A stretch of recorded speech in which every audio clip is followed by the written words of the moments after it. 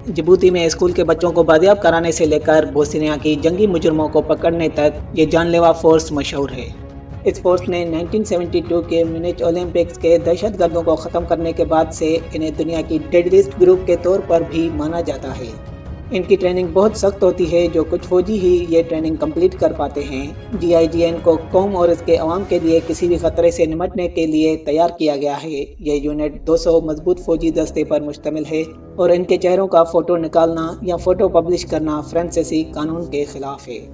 GIGN की तारीख की एक इंतहाई बहादुराना कार्रवाई जो 1979 में इंतहा पसंद बागियों ने सऊद ऐवान को ख़त्म करने के लिए मक्का मुकरमा मस्जिद अल हराम पर कब्जा कर लिया था।